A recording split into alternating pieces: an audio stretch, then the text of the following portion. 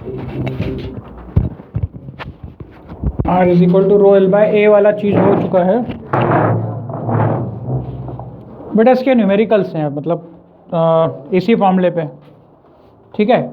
और इस पे एक क्वेश्चन बहुत फेवरेट है अपने स्कूल का, बहुत सारे स्कूल वाले पूछते हैं इसको, R is equal to rho L by A पे, जो कि आपके इसके पेज के पीछे 3 न्यूमेरिकल दे रखे, 12.3, 12.4 और 12.5 है ना एग्जाम्पल।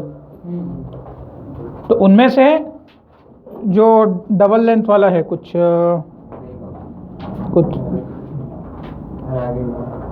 मैं बताऊंगा कौन सा है। सबसे पहले तो हम पढ़ लेते हैं, हमने फॉर्मूला पढ़ा था R is equal to rho into L by A. अब तो याद हो चुका होगा अब आपको। यहाँ पर L क्या होती है? लेंथ ऑफ कंडक्टर, ठीक है, कि कंडक्टर कितना लेंथ का है, ठीक है। A उसका एरिया ऑफ क्रॉस सेक्शन होता है, एरिया नहीं होता है, मैं फिर बता रहा हूँ, ये एरिया ऑफ क्रॉस सेक्शन ये वाला होता है, ठीक है। अगर आपका ये जो वायर होगा कैसा होगा, जरूरी थोड़ी कि स्क्वायर हो, आपका वायर किस टाइप से हो सकता है, कुछ ऐसा भी हो सकता है ना, मतलब स्क्वायर टाइप से हो सकता है वायर, सर्कल ना होते हुए, क्लियर है। ट्रायंगल हो सकता है, भाई क्वेश्चन के लिए तो कुछ भी दे सकते हैं, वो कैसे भी दे सकते हैं, ठीक है। तो एरिया ऑफ क्रॉस सेक्शन में जो एरिया होता है, जैसे जनरली ये ज़्यादा फेमस है, इसमें यहाँ पर ये रेडियस, तो एरिया कितना होता है आपके सर्कल का, पाई स्क्वायर। यहाँ पे अगर ये दे रखा है तो कुछ लेंथ इंटू ब्रेड्थ इस टाइप से कुछ हो जाता है, इसके लिए 1/2 बेस इंटू हाइट हो जाता है, ठीक है। इस टाइप से अपन पहले एरिया निकाल लेते हैं। उसके बाद आपको लेंथ दी होगी कि भैया ये 5 मीटर की लेंथ का है और इतने रेडियस का है और कॉपर का है, तो अपन पहले टेबल पे जाते हैं, फिर कॉपर को ढूंढते हैं। कौन सी टेबल पे? रजिस्टिविटी वाली टेबल पे कॉपर को ढूंढते हैं, जो कि आपको टेबल नंबर कौन सी दे रखी है, 12.2 टेबल दे रखी है ना आपको। तो आप वहाँ पे पहले देखोगे कि कॉपर पे, ऐसे आपको एग्जाम में तो दी हुई रहेगी, पर मान लो कि आप अगर कुछ डिज़ाइन कर रहे हो, है ना, और आपको रेजिस्टेंस निकालना है कि अगर मैं इतना कॉपर लूँगा, इतनी लेंथ का लूँगा और इतना एरिया लूँगा तो मेरा रेजिस्टेंस कितना होगा। तो आपको उस समय वैल्यू खुद से आपने टेबल से देख ली, तो टेबल में कॉपर का कितना दिया हुआ है, 1.62 -8 और इसकी यूनिट ओम इंटू मीटर, ये रो, क्लियर है। ये कॉपर का क्या हो गया, रो ऑफ कॉपर, ठीक है। तो वो कॉपर, ये वैल्यू आप कहाँ रख दोगे, यहाँ पर रख दोगे। उसके बाद आपको बोलेगा कि 5 मीटर का है, तो लेंथ कितना हो गया, 5 मीटर। अपन इसी क्वेश्चन को सॉल्व भी कर रहे हैं अभी, ठीक है। लेंथ कितना हो गया, 5 मीटर, ठीक है। और एरिया ऑफ क्रॉस सेक्शन कितना हो गया, एरिया इज इक्वल टू कितना हो गया, पाई की जगह तो पाई है और रेडियस में दे देता हूँ 7 कुछ सेंटीमीटर, ठीक है। रेडियस कितनी दी हुई है, 7 सेंटीमीटर। तो एरिया कितना हो जाएगा, पाई इंटू इसको 7, हाँ ठीक है, पाई आर स्क्वायर। अब अच्छा सेंटीमीटर है और ये मीटर है, तो हमें सेंटीमीटर में नहीं रखना है, इसको किस में कन्वर्ट करना पड़ेगा, मीटर में। तो इसको मीटर में कन्वर्ट करने के लिए मैं क्या करूँगा, 100 से क्या कर दूंगा, डिवाइड, तो ये किस में हो जाएगा, मीटर में। तो pi R square, pi R square मतलब 7/100 का स्क्वायर, है ना। तो पाई की जगह रख लेंगे कितना, 22/7, 22/7 आराम से करोगे कैलकुलेशन तो सब हो जाएंगे। अब ये क्या स्क्वायर है, तो 7 और 7 2 बार लिखोगे आप, और नीचे 100 और 100 भी 2 बार लिखोगे, क्योंकि स्क्वायर इकलौता 7 का थोड़ी था, दोनों का था, तो दोनों को 2 बार लिखेंगे। यहाँ से 7 और 7 तो कैंसिल कर दोगे आप, ठीक है। बाकी वैल्यू को अभी मत काटो पीटो, रख लो 22, क्योंकि अभी ये तो पुट करना है ना अपने को यहाँ, ठीक है। 22 इंटू 7/100 इंटू 100, ठीक, क्लियर है। नहीं रहने दो, क्या दिक्कत है, क्योंकि आप नंबर्स को मल्टीप्लाई करना क्यों पसंद है तुम्हें, सर 100 का तो कर सकते हैं ना। हाँ, पर अगर मान लो इंडिविजुअली कैंसिल हो रहा है, एक 100 को डिस्टर्ब नहीं किया आपने, दूसरे को रख लिया, तो 100 तो आपको सॉल्व करने में मदद करेगा ना। चलो, तो अब यहाँ पर फिर पुट करना वैल्यू, कितना दिया है वैल्यू, ये 1.62 इंटू 10⁻⁻8 आ गया। लेंथ कितना दिया है 5 मीटर का, तो यहाँ पर कितना हो जाएगा 5। क्लियर है। एरिया कितना हो गया, अच्छा अपॉन में पहले क्या लगा दो 1, और फिर अपॉन में क्या हो अब 22 इंटू 7 डिवाइडेड बाय 100 इंटू 100। चलिए जरा सॉल्व करके बताएं इसको आप सभी क्या आंसर लेके आ रहे हैं इसको आप। Do not disturb this 10⁸। 10⁸ को मैं इधर रख लेता हूँ, आप इसको डिस्टर्ब ना करें, बाकी नंबर्स की छेड़छाड़ करके उसकी वैल्यूज़ को देखो क्या आ रहा है। तो इतने छोटे कैलकुलेशन इसमें रहेंगे जो आपको थोड़े बहुत तो करने पड़ेंगे। ठीक है, फॉर्मूला 10 बार लिखा दिया इसलिए याद हो गया है अब आपको, और वैल्यू पुट करना है।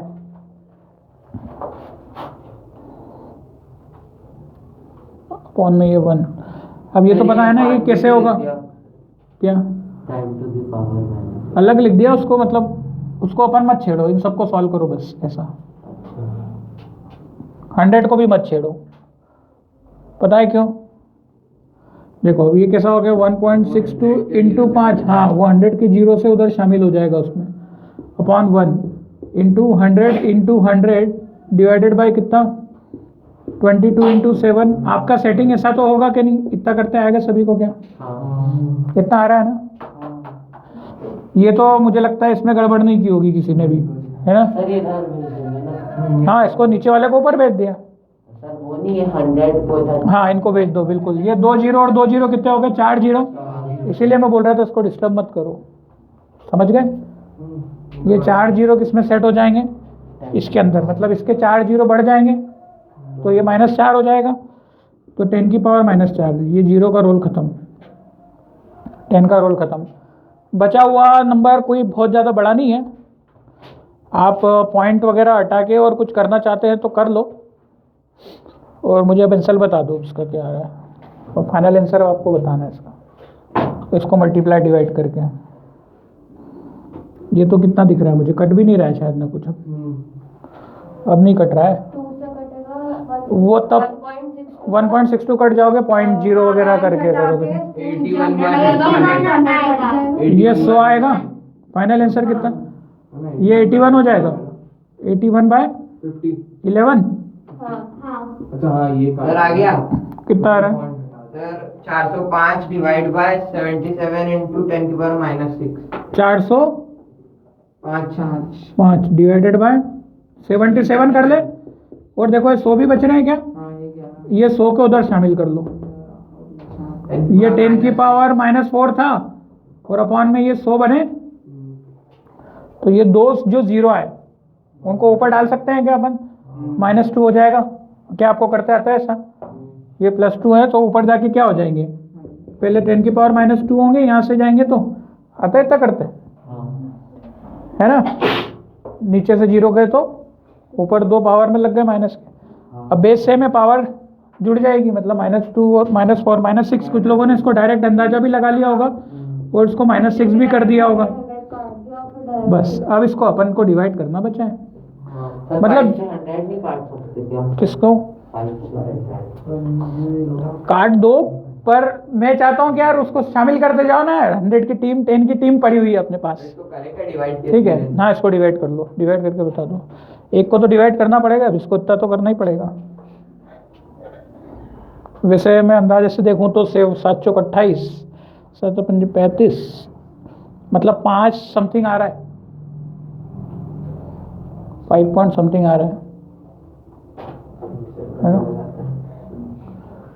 आएगा, डिवाइड करते करो ना, डिवाइड क्यों रुक गए हैं। 77 का 5 से मल्टीप्लाई हो गया, दिख ही रहा है यहाँ पे, ये अंदाजे से देख 8 5 से कितना आता 40, तो अंदाजे से लग रहा है 5 बार में ही जाएगा। भाई अंदाजा होता है कि नहीं कुछ, 7 की टेबल तो पता है, गणित ऐसे थोड़ी ना होता है कि एकदम से हर बार मल्टीप्लाई 1 से करने बैठे, इसको 70 80 मान लो, 80 के करीब है, तो 8 पंजे 8 5 से 40 होता है, तो 40 के लगभग नंबर है वो, तो 5 से तो जाएगा ही जाएगा, और कभी छोटा पड़े तो 7 6 देख लेना, तो कुल मिला के आंसर आ जाएगा 405 डिवाइडेड बाय 77, कितना 5 से जा रहा है तो इसमें देखो कुछ भी कैलकुलेटर नहीं चलाना पड़ रहा है, पर आप अगर गलत कर दोगे तो फिर कैलसी बहुत चलाना पड़ जाएगा। सर 5.2 समथिंग कुछ आ रहा है, 8.25।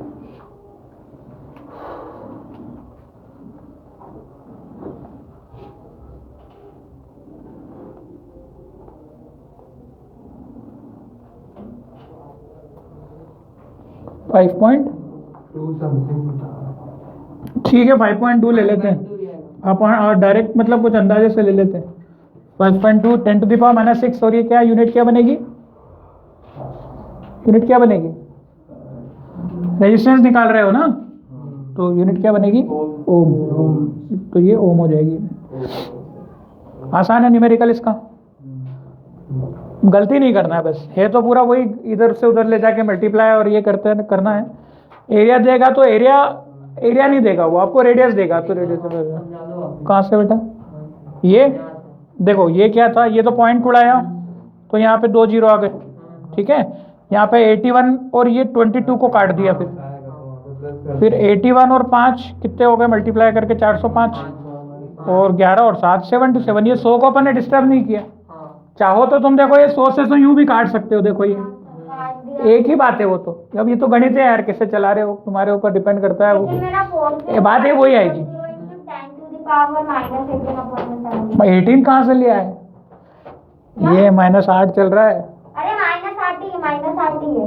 वो 100 को मल्टीप्लाई इधर कर दिया हमने, इधर कर दिया, -6 कर दिया। हाँ ये ठीक वैसी ही बात होगी कि भाई सब जगह आंसर 50 ही आ रहा है, 200/4 करो या 100/2 करो, आंसर तो 50 ही आएगा।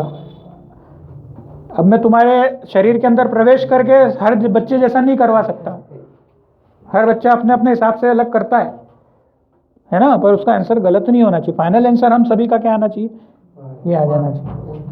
आप भले से कैसा भी करते यही आंसर आता, कैसा भी करते, वो काट भी देते ना 100 को, वो मगजमारी करते सब कुछ तो भी वही लाते, ठीक है। तो ये सब डिपेंड करता है कि हाउ यू परफॉर्म इट। थोड़ा सा वैसे समझना है कि वो रेडियस देगा आपको, क्या देगा, रेडियस। तो आप समझना कि रेडियस का क्या काम है, एरिया निकालने के लिए, और वो एरिया ऑफ क्रॉस सेक्शन अपने को 10th में है ना सर्कल ही देगा। एक इम्पॉर्टेंट चीज़ बता रहा हूँ मैं, इसमें कुछ चीज़ें हैं जिसके ऊपर भी आता है। जो रेजिस्टिविटी की रेंज होती है ये मेटल और अलॉय के लिए, मेटल तो समझ गए जो प्योर फॉर्म में होते हैं, और अलॉय क्या होते हैं, मेटल को मिक्स करके बनाए जाते हैं, है ना। तो मेटल और अलॉय की जो रेंज होती है रेजिस्टिविटी की, वो बहुत बहुत कम होती है ना। एनसीईआरटी में पॉइंट दिया है, मेटल और alloy have very low range, है ना, लिख लो, rho of metal and alloy is very very low. हाँ नहीं सर, कंडक्टर कौन सा होता है, इलेक्ट्रिसिटी का? इलेक्ट्रिसिटी का कंडक्टर वो अच्छा होगा जिसका रो का वैल्यू जितना कम होगा। नहीं सर, उसका मेटल। हाँ मेटल ही तो, टेबल से देखो सबसे ज़्यादा रो किसका कम है, सिल्वर का, है ना। सिल्वर के वायर हम लगा नहीं सकते हैं, ठीक है, वो अंबानी लगा सकता है बस, ठीक है, वहाँ तो लगे ही होंगे। सिल्वर की जो वैल्यू है वो सबसे कम है, कम ज़्यादा देखते आता है कि नहीं रे अब, ठीक है। ये तो पॉइंट में है, 10 की पावर में है, कम ज़्यादा ही नहीं पता अपने को कौन है क्या। 1.62 × 10⁻⁸ है 1.60। फिर उससे ज़्यादा होता है कॉपर का, वो 1.62 कॉपर का ही तो 1.62 × 10 की पावर कितना -8, जो कि खासा फर्क नहीं है। 1.60 और 1.62 में ज़्यादा फर्क नहीं है। 10 की पावर -8 लगा हुआ है किसमें, यहाँ पर ये सिल्वर है, सिल्वर का क्या होता है Ag, और कॉपर का कितना Cu, 10 की पावर -8। अब इन दोनों में वैल्यू में ज़्यादा फर्क नहीं है, ठीक है, समझ गए। तो इसीलिए कॉपर के वायर हम लगाते हैं, चलता है। इसके नीचे एल्यूमिनियम का नंबर दिया है। नहीं सर, पर मैग्नीज का ज्यादा कम है। नहीं तो देखो 1.84 × 10 की पावर, ये घटते क्रम में नहीं दिए क्या, अरे पर पावर में 10⁻6 है रे। हाँ यार नहीं समझा। फिर अब वो दे रखा है 1.86 × 10 की पावर -6, तो ये नंबर बड़ा हुआ ना, ठीक है ना। पावर मतलब 100 टाइम्स का फर्क आ रहा है उसमें, सीधे सीधे 100 गुना में। 2 जीरो के कारण 100 गुना, और ये नंबर तो खैर चलो छोड़ो, 100 गुना से तो ज़्यादा ही फर्क आ रहा है, समझ रहे हैं? तो इसीलिए जो है ये बेस्ट वायर कौन सा हो गया, कॉपर का, ठीक है। ठीक है, सिल्वर, अब सिल्वर से फिर गोल्ड का देते ही नहीं है वो, सिल्वर से अच्छा गोल्ड का आता है, मतलब और कम पर देते नहीं है वो, क्योंकि पता है कि प्रैक्टिकली वो बनता नहीं है, पॉसिबल नहीं है, इसीलिए वो शुरुआत सिल्वर से ही करते हैं। आपको पता है बहुत सारी जगह गोल्ड प्लेटिंग और सिल्वर प्लेटिंग करना बहुत ज़रूरी होता है। हाँ सर, क्योंकि वो उनके ऊपर क्योंकि कंडक्टिविटी का, हाँ रिएक्शन, और ये कंडक्टिविटी भी इनकी क्या है, बहुत फास्ट है, मतलब कम है। जैसे होता है कहीं की सीपीयूज वगैरह में बहुत सारे पार्ट लगे होते हैं, तो उसमें इंटरनल इन पार्ट में गोल्ड पूरा नहीं रहता है, कुछ हल्का सा कुछ, हाँ पर्टिकुलर हो सकता है। अब नकली वाले तो कुछ भी कर देते, देखो 25 ग्राम सोना रहता, कितना, 25 ग्राम। अच्छा हाँ सही में यार, तेरे को पता है 10 ग्राम सोना कितने का आता है? डिस्कवरी पे, क्योंकि वो लोग अच्छा में आते होगा। अबे 10 ग्राम सोना कितने का पता है? वो मुझे नहीं मालूम। 10 ग्राम सोना है 50,000 का, कितने का? 25 ग्राम लगभग होता तो है। फिर एक काम करते, जिसके पास ना बेच, निकाल के बेचे अपन। 10 ग्राम सोना, 10 ग्राम सोना 50,000 का, और ये 25 ग्राम सीपीयू में बता रहा है। 25 ग्राम फिर 2 लाख के ऊपर का CPU आएगा। फिर 2 लाख से ऊपर का सीपीयू आना चाहिए था, और तुम्हारा सीपीयू 30,000 से कम में रेडी हो जाता है। 10,000 अच्छे से अच्छा, हमारा पीसी है। अच्छे से अच्छा सीपीयू 30,000 तक रेडी हो जाता है। तो अब तुम, अच्छा, मतलब लो एंड तो हमारा 10,000 है ना, हमारा 10-12। तो फिर तो अभी तक सोना बता रहा है। अपने अपने जो फैक्ट है ना, वो पूरे पुख्ता रखा करो, मतलब कुछ तो भी नहीं बोलना चाहिए अपने को। एक बच्चों में एक ही यार, किसी ने बोल दिया, आपने सुन लिया और उस पर विश्वास भी कर लिया। अब आपने क्या पढ़ा होगा, किसके रिस्पेक्ट में बात हो रही है, वो भी बहुत बेहतर है। 5 ग्राम होगा। 0.25 भी अगर आप लेते हो, वो ले सकते हो 0.25 ग्राम, 0.25 समझ में आता है। होता तो है, इतना मालूम है मुझे। तो खैर 0.25 भी नहीं होगा इतना कुछ, हाँ 0.25 मतलब 1 ग्राम से कम। 1 ग्राम सोना आप कितने का हो रहा है, आप देख लो, 1 ग्राम सोना ही 4,000 का है, 0.25 भी 1,000 का आएगा, हाँ तो सही है। ठीक है, 1,000 तक का मान सकते हैं सीपीयू के अंदर। अब देखो यहाँ पर जो नेक्स्ट है कि जो अलाय और मेटल, ALLOY स्पेलिंग है, अलाय एंड मेटल का जो रेंज है वो दे रखा है आपको कितना, 10⁻⁻8 से 10⁻⁶ के बीच में, ठीक है। और ये इलेक्ट्रिसिटी के कंडक्टर होते हैं, ये क्या होते हैं, करंट लगता है इन सभी में। उसके बाद फिर इंसुलेटर, जिसको मैंने लिख लिया COND, कंडक्टर। इंसुलेटर क्या है, इंसुलेटर की जो रेंज है, जैसे रबर, प्लास्टिक, इनकी जो रजिस्टिविटी होती है बहुत ज़्यादा होती है। कितनी होती है, 10⁻12 से लेकर, देख लो अब कितना डिफरेंस है, ठीक है। ये रेंज है ना, रेंज समझते हो ना, है ना। कहीं अपन जैसे मार्केट जाते हैं तो भैया आपके यहाँ किस रेंज तक के आप ये जूते दे रखे हैं, सर 12 से तो बताता है कि भैया मेरे पास 500 से लेकर 10,000 तक के। सर 10 से 17 लिखो ना। 10⁻12 से 10⁻17, नहीं 10 से लेकर 10⁻10 से आ रहा है क्या, ठीक है। वो ग्लास एंड रबर है the conductor of the order of, कहाँ पे आ रहा है 10⁻10, सर क्लास में देखो ना, टेबल में सर 10⁻10 से, हाँ ठीक है। अब ये रेट, ये इतना ऑर्डर मैटर नहीं करता आपको, जो वर्ड प्रॉब्लम है उसमें, मतलब वर्ड जो दिए है मैं उसमें 10⁻12 लिया है, और ये उधर टेबल में आपको 10 दिया है, ठीक है, ये समझ गए। और ये जो वैल्यू होती है ना, टेम्परेचर के हिसाब से वेरी होती है, अब इतना तो नहीं जाना, टेम्परेचर से क्या हो जाएगा, टेम्परेचर बदलेगा ना, तो ये वैल्यू क्या होती है, चेंज हो जाती है। जैसे आपको पता है आपके मोबाइल फ़ोन्स जो रहते हैं, हम लोग गर्मी में भी यूज़ करते हैं, ठंड में भी यूज़ करते हैं, और कुछ लोग मोबाइल रशिया जहाँ पे बहुत ज़्यादा ठंड होती है वहाँ भी यूज़ करते हैं। वही मतलब मोबाइल फ़ोन्स तो हर टेम्परेचर पे यूज़ कर रहे हैं, वो उसके लिए वो अलग से थोड़ी ना बनाते हैं वो।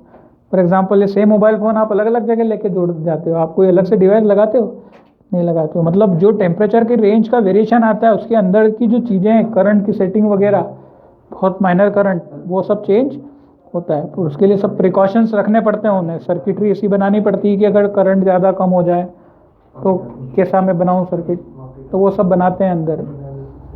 ठीक है, तो ये चीज़ें आपको क्लियर होनी चाहिए। तो समझ गए रेजिस्टिविटी का क्या रोल है। रेजिस्टिविटी हर एक मटेरियल की क्या होती है, फिक्स होती है। लो रेजिस्टिविटी का मतलब हाई कंडक्टर, लो रेजिस्टिविटी का मतलब हाई कंडक्टर, है ना। आपको अगर पूछ लिया जाए कि इनमें से सबसे ज़्यादा बेस्ट कंडक्टर कौन सा है, 2, 3, 4, 5, ये रो की वैल्यू है, which is the best conductor, तो 2 वाला, जिसमें जितना रो का वैल्यू कम होगा वो उतना अच्छा कंडक्टर होगा। ठीक है, और ये वैल्यू बढ़ती जाएगी ना तो ये इंसुलेटर बनता जाएगा। ठीक है, इंसुलेटर बनता जाएगा। हालांकि इंसुलेटर की रेंज 10 की पावर में 10 है। ठीक है, तो अभी भी ये 2, 5, 100, 1000, 10,000 वाली रेंज तो आपकी अच्छी खासी रहती है। चलो अब 12.3 देखो। हाँ, इसमें एक और चीज़ दे रखी है, यहाँ से क्वेश्चन आता है, सभी के पास बुक है। एक पैराग्राफ दे रखा है, table 12.2 reveals that the resistivity of alloy is generally higher than that of the constituent metal. Alloy के 0.1 हाँ वो हो सकता है। CPU में तो रेजिस्टिविटी जो होती है 0.1 ग्राम का मतलब फिर अब और कितना हो गया, 100-150 रुपए का, 100-150 रुपए का सोना हो गया। 0.1 से 0.3 हाँ तक रहता है। है ना, मतलब 0.1 ग्राम कितना होगा, इतना ही होगा। बस जैसे मैंने ये लिख दिया है, आधा तो निकालने में ही भूल जाएगा। बस ये जो मैंने लिखा है इसको निकाल लो। ये केवल इतना जो लिखा है ना, जो मैंने लिखा है, नहीं 0. अब अंदाजे से बोल सकते हैं इतना। तो 0.1 ग्राम मतलब 1 ग्राम का भी 100 पार्ट है ना। 1 ग्राम भी हमें पता ही नहीं चलता क्या, तो 1 ग्राम मतलब वही 100 पार्ट यही हो गया। मतलब ये जितना लिखा है मैंने, जितनी शाही से उतनी शाही को तोल लेना तो सोना तुमको मिलेगा।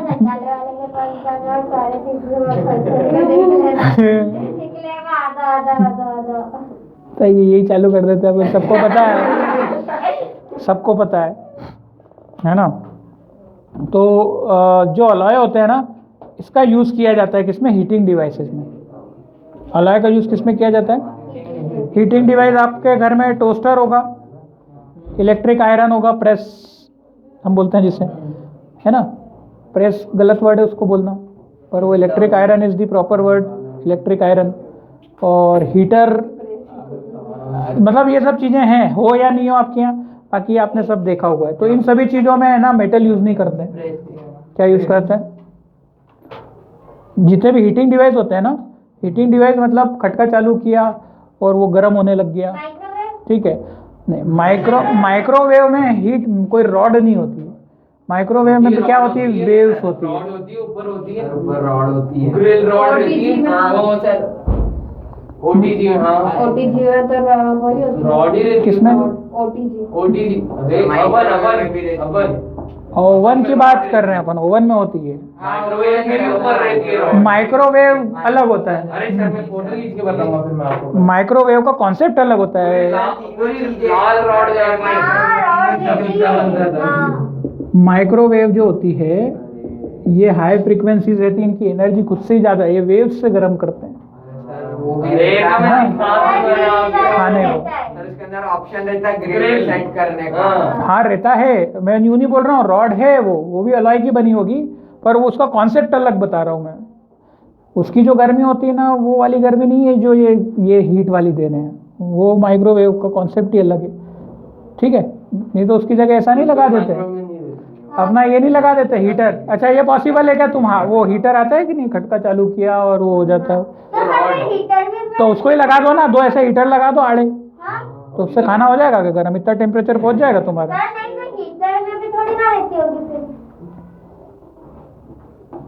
ठीक है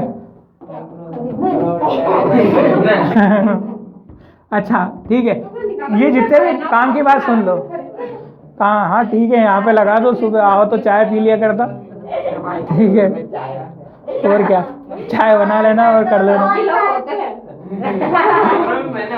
ठीक है। चाय नहीं मैं मैं चाय पीती नहीं हूँ। देख भाई, हमारे यहाँ तो है भी नहीं, हमको तो पता भी नहीं कैसे काम करते हैं। तो अब जो जितने भी हीटिंग डिवाइसेस हैं उसमें सब में क्या यूज़ होता है? अलॉय। मेटल यूज़ नहीं करते हैं। हीटिंग डिवाइसेस में मेटल यूज़ करने का कारण क्या होता है कि उनका वो करंट को क्या करेंगे? पास कर देंगे। अलॉय करंट को क्या करेगा? पास तो करेगा पर इतना ज़्यादा पास नहीं करेगा। अब जब कोई चीज़ करंट को रोकती है तो वो गर्म हो जाती है।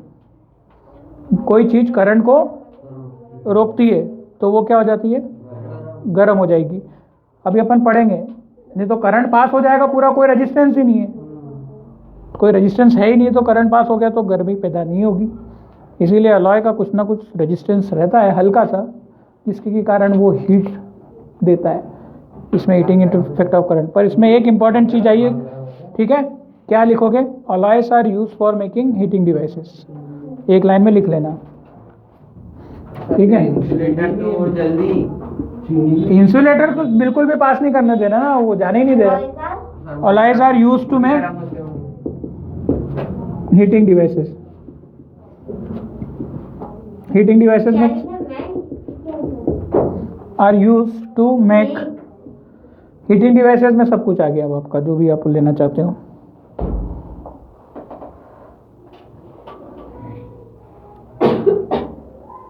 टंगस्टन नाम सुना है? टंगस्टन एनसीईआरटी में नेक्स्ट लाइन दे रखी है, tungsten is used almost exclusively for, मतलब हर जगह, मतलब हर बल्ब में जो फिलामेंट होता है, फिलामेंट समझते हो? एलसीडी एलईडी बल्ब में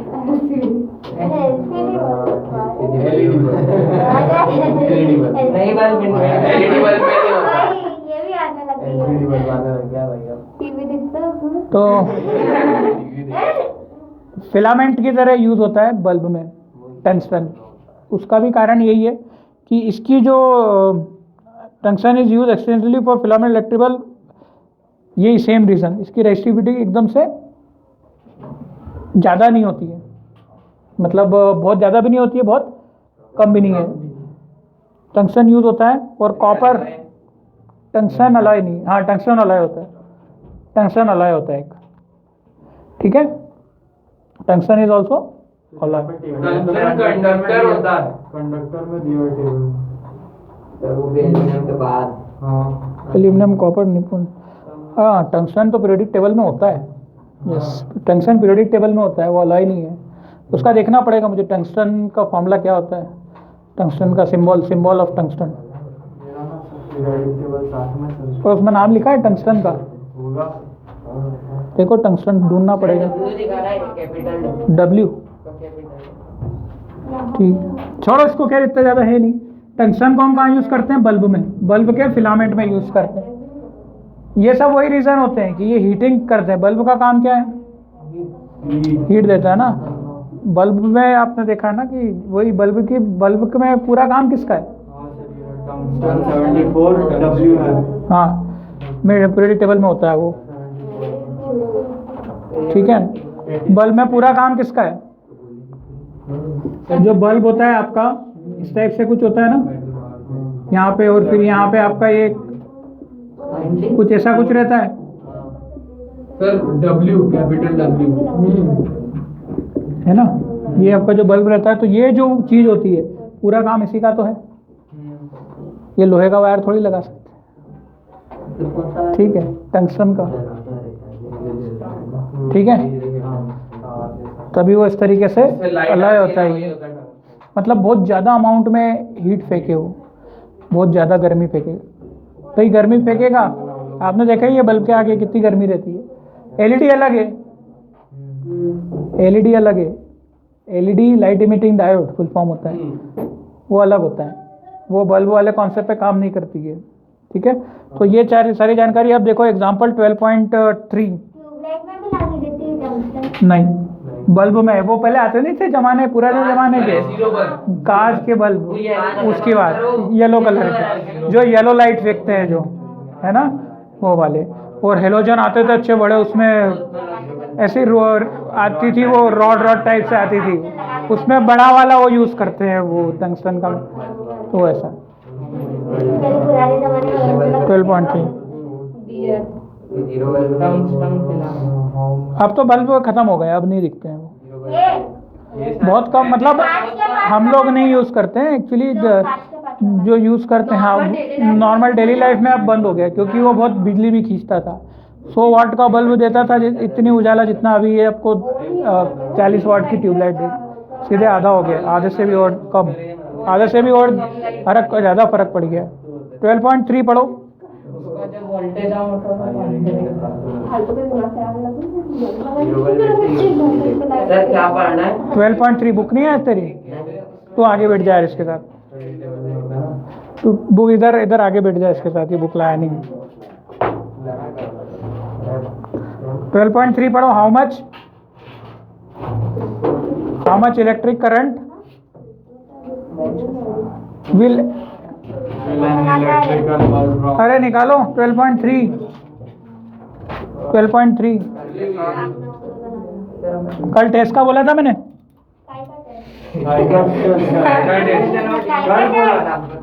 संडे, हाँ संडे को टेस्ट का बोला था ना। अरे टेस्ट तो होगा ना भाई, मैं मैसेज करूंगा आपको। तो सुबह सुबह गाड़ी उठा जाओगे, मस्त व्यू रहेगा, फ्री एंट्री। एप्लीकेशन संडे को पिकनिक का डिस्कस का बोला। हां कोई डायरेक्ट का क्या सर पिकनिक की बात है। मीटिंग करोगे तुम? एग्जाम्पल 12.3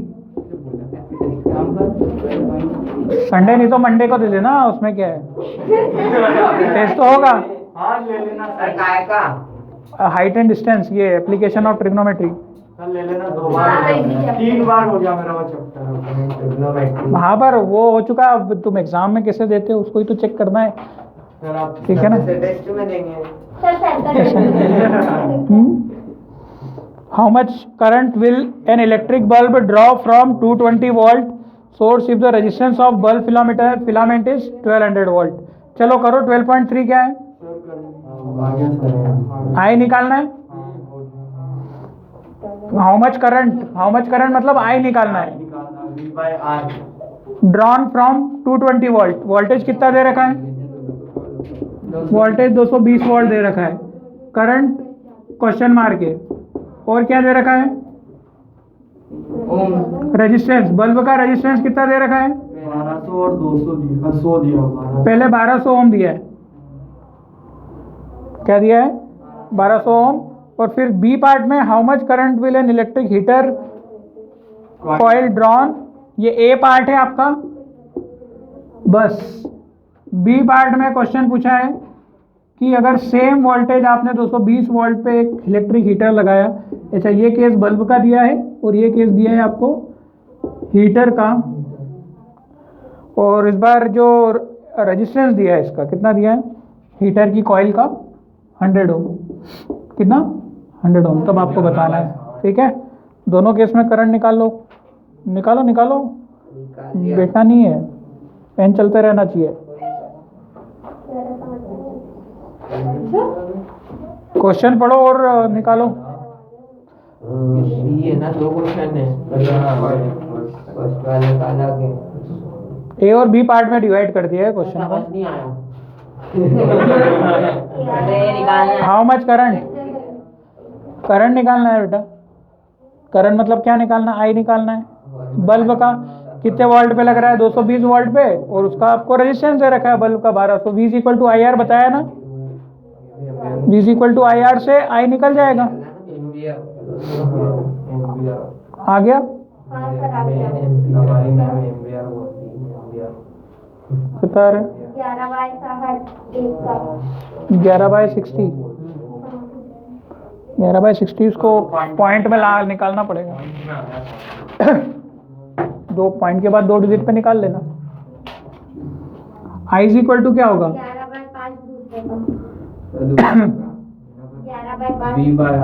11/5 बी कितना, अरे ये ए और 220 और ये ना आंसर है, एक का 0.18 है, दूसरे का 2.2 है। अरे तुमने कोई टीप लिया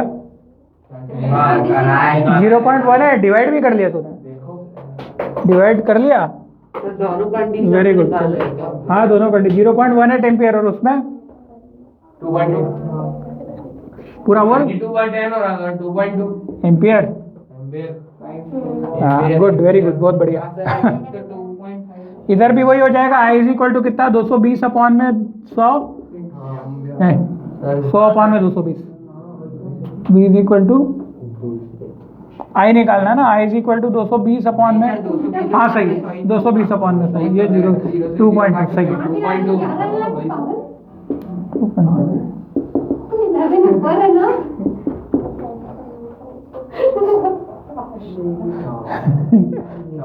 सारे अजूबे करती है यार ये लड़की। तो वो 60 को 11 से डिवाइड कर रही है। ध्यान रखो, तो किसी को थोड़ी ना कर सकते हैं यार। तो जो नीचे उससे डिवाइड करेंगे ना। सर ठीक है। पॉइंट में निकाल लेंगे। मतलब करंट किस में लगने वाला है तुमको ज्यादा? जैसे वायर है वो तो गर्म है ही, वाले में गर्म तो है ही, हाथ तो चिपकेगा, मतलब स्किन तो जलेगी, बाकी करंट और किस में लगेगा? इसमें ज्यादा लगेगा। कितना करंट है?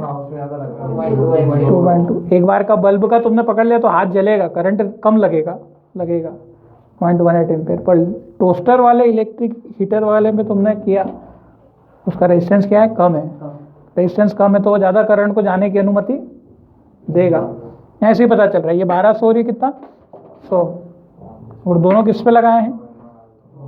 220 वोल्ट पे, सेम पे, तो आपको दिक्कत हो सकती है। खैर 12.4 देखो, हटा दें इसको।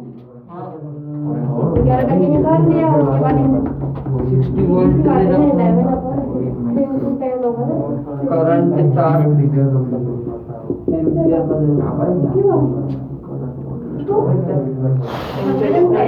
वोल्टेज का पोटेंशियल डिफरेंस को वोल्टेज। हाँ पोटेंशियल डिफरेंस को वोल्टेज ही बोलते हैं, वी। आ गया सर, मेरे को पता है लगे ही होगा। 12.4 कर लो भाई, पढ़ो और करो।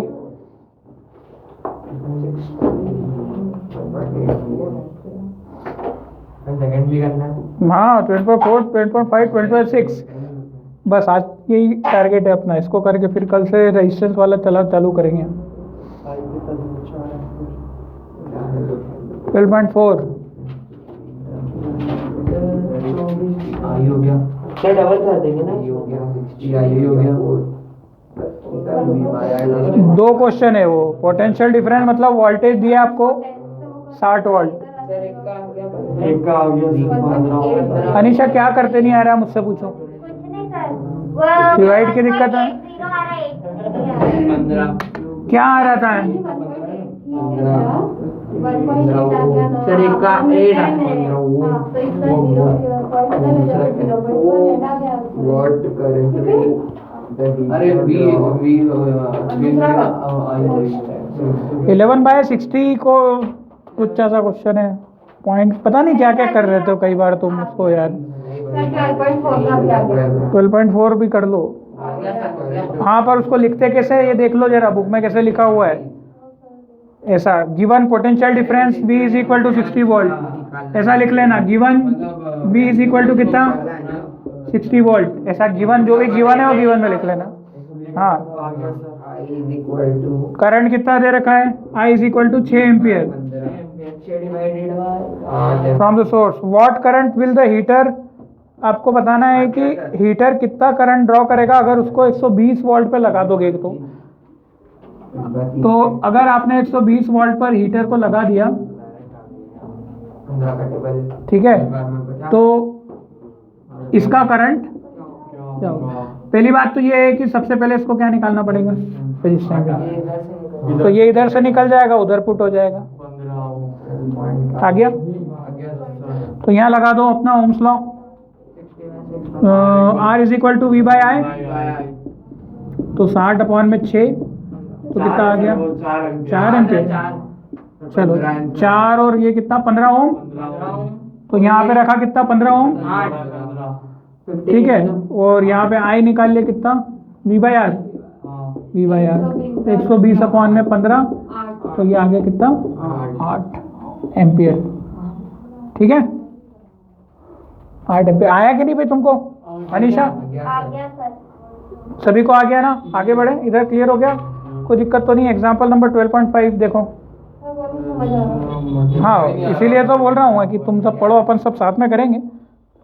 नहीं आ रहा है तो हम लोग सॉल्व करेंगे। एक मिनट अभी टेम्परेचर दिया है, टेम्परेचर का कोई रोल नहीं है। आपको जो टेबल दी है ना, वो टेबल एक पर्टिकुलर 20 डिग्री टेम्परेचर पे दे रखी है, ऐसा। उसका बोलने का मतलब है कि 20 डिग्री टेम्परेचर पे आप उस टेबल को देख लो बस। तो वो टेबल पे देख लेना आप। टेबल में क्या है, टेम्परेचर बदलोगे तो टेबल भी क्या हो जाएगी, बदल जाएगी। वो आपके काम का नहीं है, आपको तो बस केवल वो टेम्परेचर कंफ्यूज करने के लिए दिया है। 20 डिग्री टेम्परेचर पे टेम्परेचर दिया है, ठीक है। ठीक है, पढ़ते हैं। Resistance of a metal wire length दे रखी है। मेटल वायर की लेंथ दे रखी भाई। एग्जाम्पल 12.5, क्या मेटल वायर की लेंथ दे रखी है? कितना? Length is equal to 1 metre. और क्या दिया है? रेजिस्टेंस भी दिया है 26 ओम। और डायमीटर दिया 0.3 mm। डायमीटर दिया है, तो उससे रेडियस की जरूरत पड़ेगी। और एमएम को किस में करना पड़ेगा? मीटर में। तो एमएम का काम नहीं है अपना कुछ भी। तो सबसे पहले डायमीटर कितना है? 0.3 दिया है क्या, एमएम। तो इससे तो पहले क्या करोगे, रेडियस निकालोगे। रेडियस को स्मॉल आर ले लें अब, क्योंकि ये रेजिस्टेंस कैपिटल आर है ना। मिलीमीटर को मीटर में कर तो हाँ, कर देंगे वो भी। पहले तो रेडियस कितनी होगी? 0.3 mm/2 होगी। हाँ और एमएम को आपको बदलना पड़ेगा मीटर में, तो 1000 से डिवाइड कितना करते आता है सभी को। तो यहाँ पे ओवरऑल रेडियस हो जाएगी हमारी कितनी? 0.3। तो 1000 ही होगा ना, 1000।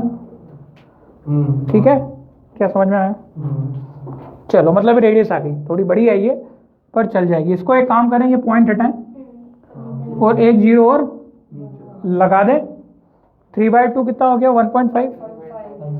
3/2 कितना हो गया? 1.5 और ये जीरो कितने बन गए बेटा? ऊपर 10 की पावर कितने? 4 चलो, ये रेडियस आ गई। नहीं समझा? सर माइनस 4 क्यों लगा? नीचे से जीरो गए ना, ऊपर 4। अच्छा, ऊपर जाए माइनस में पूछो, माइनस क्यों लगा? प्लस लगाना चाहते हो क्या? अपन जैसे इसको क्या करते हैं, पहले 1 2 3 4, ये नीचे था ना, देखो 3/2 × 10⁴ है। अब अपन किसी नंबर को ऊपर ले जाते तो पावर माइनस में हो जाती है ना। अगर नीचे -4 होता तो ऊपर जाके वो +4 हो जाता। इनवर्स अपन ने किया था एक्सपोनेंशियल में, ऐसा उसी रूल को यहाँ पे लगा दिया। अब समझ गए? अब अपने को इतना बड़ा नंबर कटपीट करने की भी जरूरत नहीं पड़ी। 10 के फॉर्म में अपन ने कर लिया कोडिंग उसको। अब बाकी 10 की उलझन सुलझन जोड़ घटाव कर देंगे, 10 में ही कर देंगे, बाकी नंबर छोटे हो जाएंगे हमारे। चलो, रेडियस आ गया। और क्या निकालना है? हाँ, आपको निकालना है कि मटेरियल प्रिडिक्ट करना है, अल्टीमेटली रेजिस्टिविटी निकालनी है। क्या निकालनी है? रो क्वेश्चन में रो पता चल जाएगा तो मटेरियल भी पता चल जाएगा। टेबल से देख के बता देना कि इसका रो है, तो मतलब ये टेबल में ये रो इसका वही था। कितना आएगा? कैलसी से कर रहा है तू भी? कैमरा चालू है। अच्छा, तो कर ही नहीं रहा हूँ मैं। एरिया निकाल ले क्या? पहले तो रो का फॉर्मूला सभी को पता है। रो इज इक्वल टू क्या? अरे R इज इक्वल टू होता है रो इंटू LA। तो यहाँ से रो कितना हो जाएगा, निकालो। R इंटू ए अपॉन में L इज इक्वल टू रो हो जाएगा कि नहीं? ठीक है ना? ये आपका प्रश्न चिन्ह है, इसको निकालना है। ठीक है, R दे रखा है कितना? 26 ओम। लेंथ कितनी दे रखी है? 1 मीटर। चलो, एरिया निकाल ले। चलो, इधर निकाल लेते हैं। एरिया क्या होता है? वायर है, सर्कल के फॉर्म में दिया, देखो डायमीटर दिया, मतलब सर्कल है। ठीक है, पाई की जगह क्या रखेंगे? 3.14 से कर लो इसको। किससे? 22.7 से कर रहा हूँ, किसी से भी कर लो। अच्छा, ठीक है, 3.14 से कर ले। चलो, 3.14 इंटू रेडियस का स्क्वायर, 1.5 इंटू 10⁻⁻4 का स्क्वायर। आया कि नहीं आया? आया। देख, पाई की जगह पाई रखा, 3.14, और रेडियस पे स्क्वायर था ना, तो गलती मत करना, एक पे मत स्क्वायर करना, ऐसा ब्रैकेट लगा के लिखना हमेशा, ओके। ठीक है। अब मतलब इसका ये है कि 1.5 का भी स्क्वायर होगा और 10⁻⁻⁴ का भी होगा। मैं आपको व्हाट्सएप कर दूंगा जो भी मेरी अवेलेबिलिटी होगी उसके हिसाब से, नहीं तो मंडे तो हो गई। एप्लीकेशन ऑफ ट्रिग्नोमेट्री बोला ना, और ये चैप्टर हमारा आधा हो चुका है, ये वाला। अब आधा मतलब तीन दिन में ये चैप्टर भी खत्म हो जाएगा आने वाले। हाँ 3.14 ये समझ में आ गया। अब तुमको बस ये वैल्यू जो है ना वो यहाँ चिपकानी है और सॉल्व करना है। अच्छा तुम इतना तो समझ में आता है ना, ये स्क्वायर दोनों का है, तो क्या इसको 1.5 को 2 बार लिखोगे ना? ऐसी गड़बड़ तो नहीं करोगे कि एक बार लिख दोगे? पक्का? क्या इसको भी 2 बार लिखोगे ना? ठीक है, तो इसको तो लिखने की जरूरत नहीं है, 4 to the -8 कर दो डायरेक्ट। तो ये हो गया 1.5 इंटू, हाँ पूरी वैल्यू लिख लो मैं, 3.14 into 1.5 into 1.5 into 10 to the power -8। किसको? 1.5 को 3 क्यों? 1.5 और 1.5 3 क्यों हो जाएंगे? आधा दिख रहा है नहीं समझ रहा है? 225 होता है, 15 into 15 30 नहीं होता। ये आ गया क्या तुम लोगों को समझ में? मैंने एरिया की जगह कुछ नहीं किया, ये जो रफ वर्क किया था ना, रफ भी नहीं, जो मैंने अलग से यहाँ पे किया है फेयर वर्क, वो एरिया अब यहाँ पर मैंने फिक्स कर दिया ये बस, वो 10⁻⁻8 को अलग कर लिया है। अब आप कर सकते हो कैसे?